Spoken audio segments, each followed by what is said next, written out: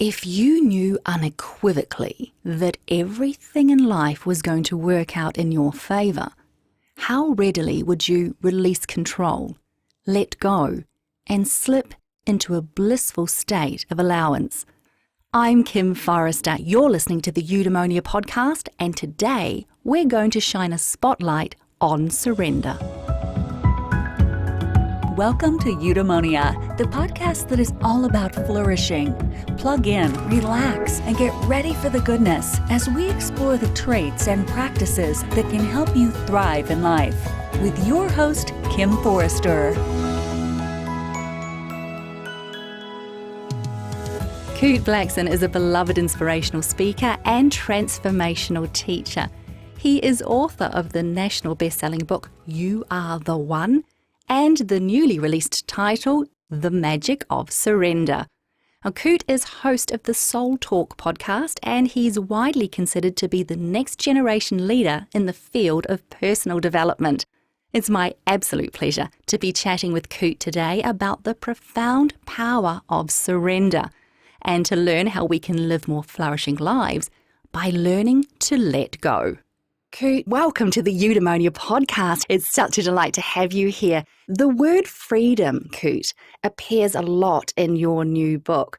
When we learn to live in surrender, what is it that we're actually liberating ourselves from?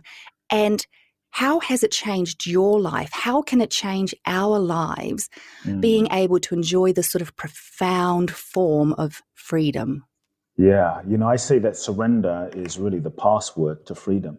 And so often as human beings, we are constantly in a paradigm or a pattern of control. We're constantly trying to control every single thing in our lives. We try to control ourselves, try to control our friends, try to control our spouse, try to control our pets, try to control our children, try to control the weather, try to control God. I mean, we're constantly trying to control every single thing. And, all it tends to lead us to is stress and anxiety and fear. And, if there's anything 2020 showed us in certain ways is we really aren't in control of so many things. I think the pandemic and last year is just the universe reminding us, hey, you guys thought you were in control of human beings? Here you go.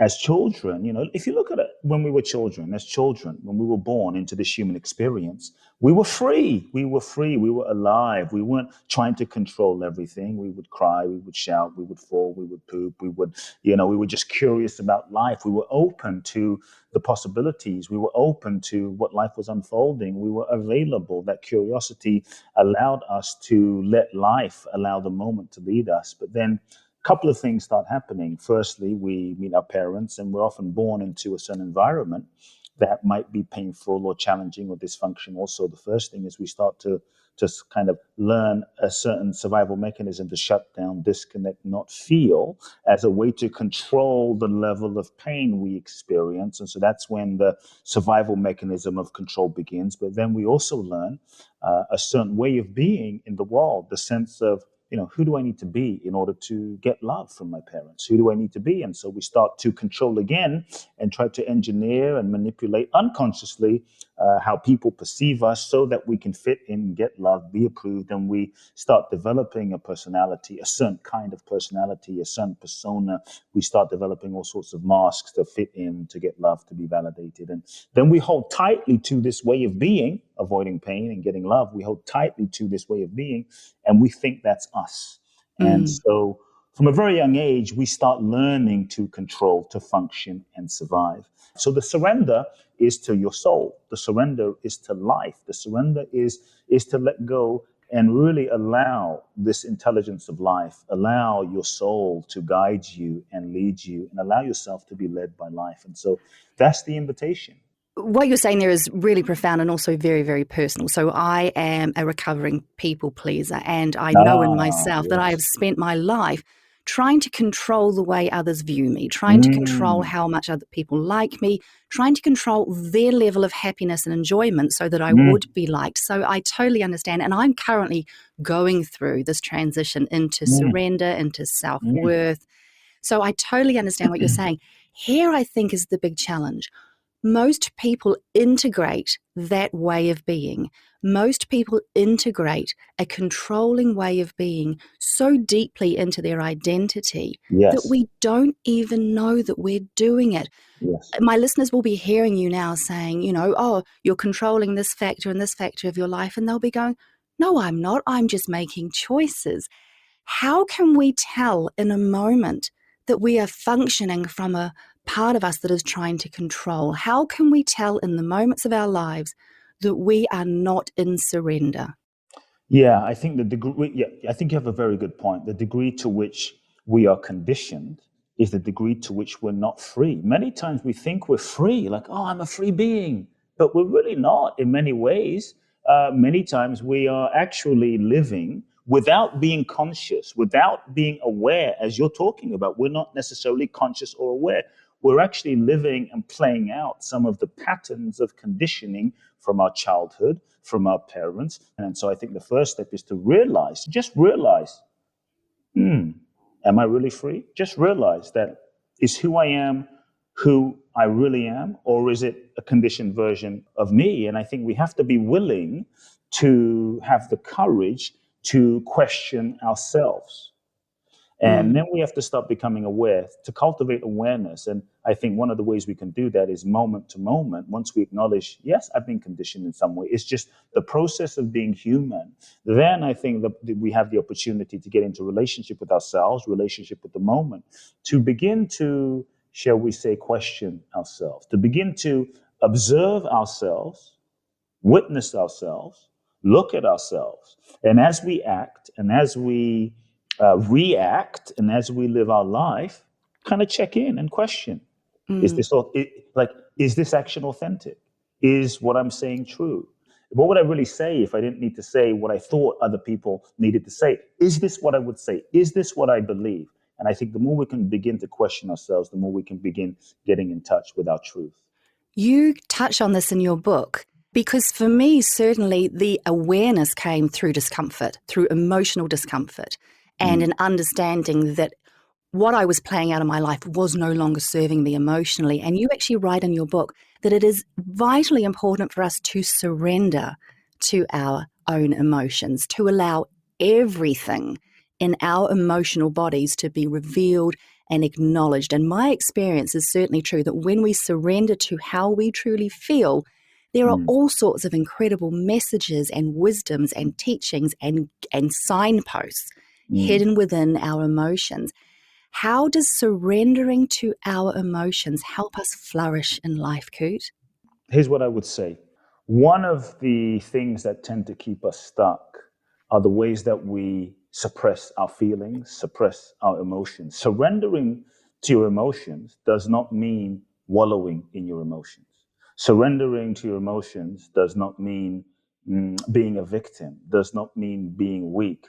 We have to realize is all feelings remain present until we acknowledge them, until we feel them, until we process them, until we allow ourselves to experience them and feel them so that they can dissolve. And when we don't feel them fully, even though we have learned to suppress them, when we don't feel them fully, because they stay stuck inside of us, over time, that layer of energy will just build up and build up and build up and build up and build up and begin to block and cloud the full, free, radiant expression of our authenticity and our heart and who we are will tend to get buried underneath all of the unprocessed, unfelt, incomplete pain, hurt, shame, guilt, trauma, sadness, etc., heartbreak that we have not allowed ourselves to feel.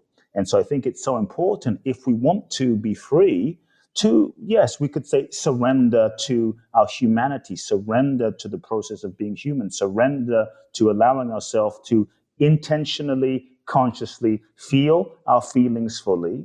One of the ways that I see a lot of folks in the spiritual field, and this is something I used to be guilty of, is we'll call it a hyper toxic positivity. It's like, cool, I don't want to feel that negative feeling because it's bad, it's wrong. To me, there's no good feelings and there's no bad feelings. There's just energy moving, energy in motion.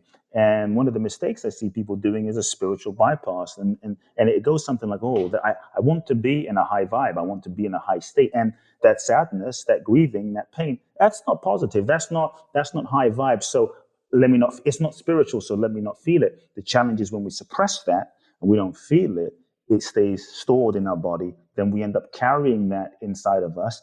We will feel more tired. We will feel more lethargic. We will feel maybe more depressed over time. When we carry that with us vibrationally, we are resonating in that sort of lower vibration, that heavy vibration. And unintentionally, what I found is we will tend to create situations that attract the like energy to the unprocessed feeling. And so to me, in life, the quickest way to manifest the next level is to feel complete release the old energies of the past. And that's a really important piece to surrender. Let's go back to that toxic positivity, because I truly understand that that is one example of people trying to do what they believe to be right. I've done this in the past. I want to be a good spiritual person, so therefore the right thing to do is to feel positive all the time, or in my case, to be nice and pleasant to everybody all of the time, to my own detriment. Kute, you write about the importance of surrendering our need to be right. How do we do that? And why does it matter that we do so? What we think is right is not necessarily reality or the right reality. It's simply what we think is right based on our level of consciousness. It's what we think is right based on our identity. It's what we think is right based on how we perceive the world, which is determined by the state of our nervous system, our physiology, our consciousness, and which is programmed from our conditioning. And so I think we have to be willing to question ourselves, like, what is right? Right is simply perception that we've developed from our experiences, from our life, from our childhood, from our past, that we've learned to develop in this moment as a way of perceiving the world that we project onto the world. So our perception of right is simply a projection. When we can sort of step back and acknowledge, right is not real, right is just our perception, then I think that can open to some humility. I say everybody is right. Let me repeat, everybody is right. From their current perspective and from their current position, they're right. But what they believe may not be right for you. You know, there's people that I don't agree with necessarily, but when I really am willing to step outside of myself, when we're stuck in our rightness, we're so stuck in our own limited perception and identity that we can't step outside of ourselves. And this is where suffering comes, and disconnection comes, and frustration comes, and lack of communication comes, and end of relationships come. And so when we're able to step outside of ourselves and put ourselves in another person's shoes, when we're able to step out of ourselves, and rather than seek to being right, I say seek to truly understand. Because if I grew up how that person grew up, if you grew up how that person grew up, if you lived what they lived, if you had their parents, if you had their childhood, if you grew up in that country, if you had those experiences, if you were abused and experienced and heartbreak and what have you, that person went through, you probably would believe what they would believe. What you're saying there is so vitally important for us to understand, and I want to bring it back to a really intimate level. Now, I'm the mother of 2 adult children, so this particular question is very personal and pertinent for me. You were saying there that everybody is right, and our right is not necessarily what is best or what serves other people. How important is it that we surrender our loved ones, particularly our children, to their own path and let go of the need to advise, to meddle, to offer our expert advice, or to fix others' perceived mistakes? Yeah, I think, look, as a mother, as a parent, there is a level of responsibility that you have to provide a loving space, to do the best you can to guide these beautiful souls that have incarnated in your life and through you and into your care. And so there is a level of responsibility for sure to guide and bless and love them and teach them the best that you can. But what I will say and what I do feel is every single human being, I think we all are souls. And as souls, we all have our own unique journey. We all have our own unique evolutionary process. We all have our own soul. If life is a school, we all have our own soul's curriculum. And sometimes we don't always understand the journey that someone's on. Sometimes we don't always understand the lessons that another person needs to learn, even if they are our children and so on. So when we realize that every single person is a soul with their own journey, that ultimately, yes, they're your kids. They are your kids on one level, but they are also a soul on their own journey with their own lessons to learn. That your job is not necessarily to impose your idea. Your job is to invite, to share, to impart, to challenge, to question, to offer, but not to make them into an idea of what you think they should be. They have their own journey. So in that sense, they don't really belong to you. People don't belong to you. Your brother and your sister and your husband and your wife and your girlfriend. And we have this idea that you're mine.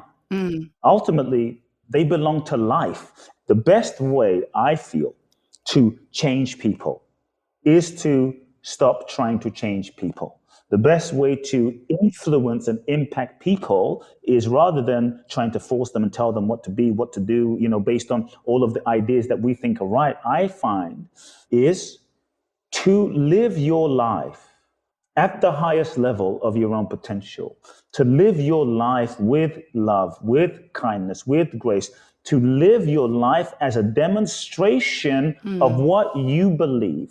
Not just you, but me, but all of us. When you live your life as a demonstration, as a living example, as a living testament, as a living teaching, as a living possibility of your ideas, of your beliefs, of your truth, and then your life becomes the fruit of your own internal belief, and that shows up in, let's say, you're happier, you're joyful, you're blissful, you're radiant, you're kind, you're loving, all of these amazing things. Your life starts flourishing and working.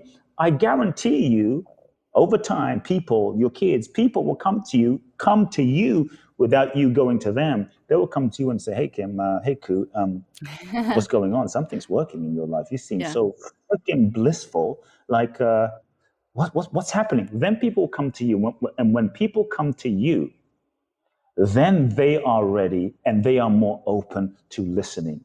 We are so determined, though, I think, to make projects out of not just our children, right? But also there's a seriousness around the planning of our future, particularly anyone who has dabbled in personal development has heard about, the 2-year plan and the 5-year plan. And you have to have a very specific Oh, yeah. idea of what it is that you're working towards and know down to every detail and work towards that plan. Now, what is your view on building and following these long-term plans, on having such specific projects that we are undertaking? How can we hold a vision for ourselves that is meaningful and yet still live in surrender? Really great question. I would say that it's okay to have a goal, it's okay to have a plan. But the challenge becomes when we hold so tightly to that plan or that vision that we're white knuckling to that plan and that vision, that we're then not really open to the infinite possibilities of life. And many times we set a goal. This is the kind of side point, but many times we set a goal that we think is what we want. And in the moment, we're sure that's what we want. And maybe you achieve it and you realize, this is not really what I wanted. And many times we set a goal that we think is what we want based on who we think we are. But if we're not really in touch with our authentic nature, who we really are, many times our goals can be a drive to get some unfulfilled need met that wasn't met as a child. For instance, I wasn't enough, and no one thought I was beautiful and creative and what have you. And then the reaction from pain becomes, well, I'm going to be a star. I'm going to make so much money. I'm going to prove them wrong. And then the drive for that goal that we think we want, that we're setting, is not necessarily an authentic drive. And so I think we first have to be willing to question our goals and get clear. Who am I really? And really get clear, is this goal authentic? So nothing wrong with the goal, but I think it's important too, even when we align with the most authentic goal, that we're able to tune into in this moment, because it's never perfect. Align with the most authentic goal, honest goal that you're able to tune into in this moment. And when you feel that authenticity, yes, you can get clear, you can make a plan, you can start getting specific about that if it's authentic. But what I'm saying is, don't get too attached to it, because when we get so attached to it, we begin to limit life. We begin to think, it's going to happen this way. It has to happen that way. It's going to manifest this way. It's going to look like this. And the truth is, we don't know. The way you describe it there is so powerful, and you touch on this in your book as well, because for you, surrender is not passive, right? It's not some airy-fairy spiritual concept whereby we transcend reality and float around in some blissful state of zen while our life unfolds for us. You say that personal responsibility and accountability to others is also a part of this concept of surrender. How so? Yeah, I mean, look, surrender, we think it's weak, but surrender is, to me, spirituality needs to be lived in life. To me, real spirituality and surrender is, to me, spirituality. Living in a state of surrender, living in partnership with and in flow with this infinite expression of life itself. But real spirituality has to be lived in daily life. Real spirituality is not just praying and meditating and woo-woo. Real spirituality, to me, is showing up on time. Real spirituality is the willingness to be compassionate when someone wasn't so kind to you. To me, real spirituality is doing what you say. Real spirituality is the willingness to take responsibility and make amends and ownership for maybe hurting someone. This, to me, this is spiritual. And so sometimes surrender is not passive. Surrender might mean the need to tell the truth to yourself, that you're in a relationship that you know is not aligned. It's not right. It's not aligned. It's not for your highest good. It's complete. And it's the courage to have the hard conversation and let go. True surrender might mean you're in a job. You're in a job that's safe, and maybe you're successful, and maybe nothing's wrong, but you know deep down that if you died today, your heart would be full of regrets. And real surrender is the willingness to say, you know what? I'm going to be honest about what I feel. This is safe. It's comfortable. It's the known, but I'm not happy. That is surrender, the willingness to be honest with yourself in that moment, to surrender to the truth of your heart, the truth of your soul, and say, I need to leave my job. And maybe you don't leave your job today, but the honesty to say, I need to leave my job, and I now need to make a plan, because maybe you have responsibilities and the kids. So, okay, within 2 years, within a year, but it's the willingness to know, to stop lying to yourself. Sometimes one of the ways we keep ourselves stuck is we lie to ourselves. This relationship's fine. This job is okay. Or sometimes we're constantly negotiating with our destiny, negotiating with our soul, negotiating with life in terms of what we're here to do. And so one of the ways we do that is we play this game of confusion. I'm not sure, Kim, I'm not sure what my purpose is. We know what our purpose is deep down. There's a part of us that knows, but I'm confused. I'm not sure. That's just the way to avoid really surrendering to putting ourselves on the line and going for it. Real surrender is showing up.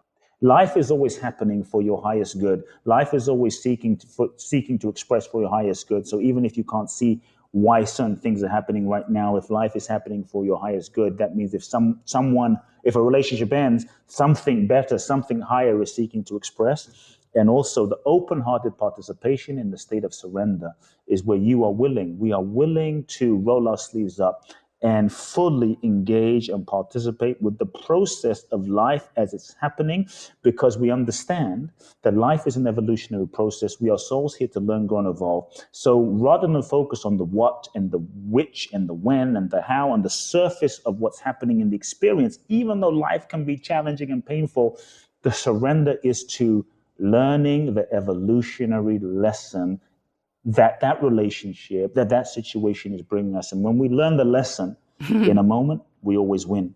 To truly surrender, we spoke a bit about this. We have to allow those emotions. We have to allow the grieving, because most people don't allow the grieving for the reasons we said. But the grieving is what allows us to let the past go, to release the past, so we can open to surrender, so we can open our hearts to the future, so we can open to more love. Then we move into flow, Kim. That's when life starts happening. That's when magic starts happening. And that's really what I intend and desire for every person listening right now to remember that surrender is the password to freedom. Kute, that just sounds so inspiring and empowering. Thank you for that description there.